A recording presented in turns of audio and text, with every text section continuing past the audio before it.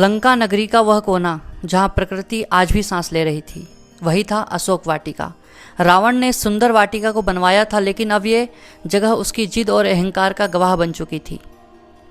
यहीं बंदी थी माता सीता, वो सीता जिन्होंने राजमहल के वैभव को त्याग कर अपने राम के साथ वनवास स्वीकार किया।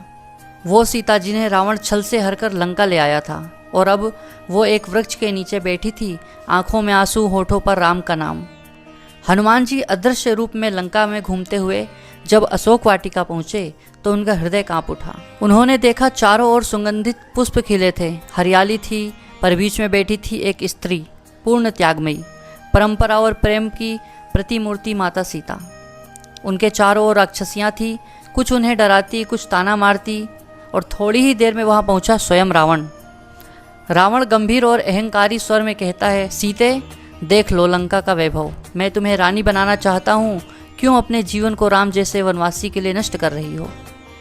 सीता कहती है, रावण तू चाहे लाख जतन कर ले, पर मैं केवल श्री राम की हूँ और उन्हीं की रहूँगी।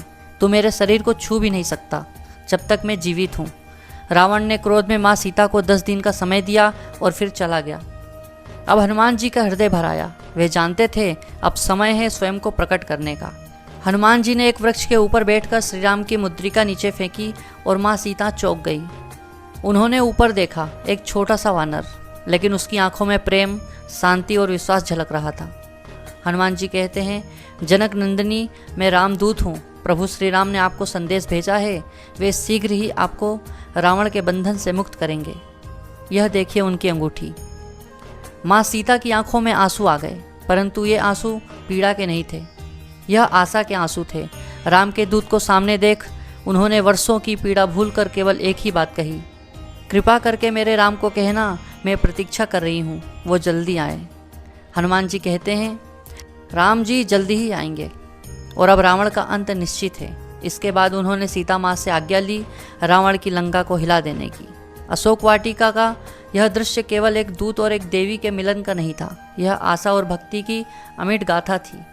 यही वह क्षण था जब धर्म की विजय का शंखनाद लंका में गूंज उठा। हनुमान जी अब प्रकट होंगे, लंका चलेगी, रावण थर्राएगा और राम की विजय का मार्ग प्रशस्त होगा। लेकिन वो कथा हम आपको अगले भाग में बताएंगे।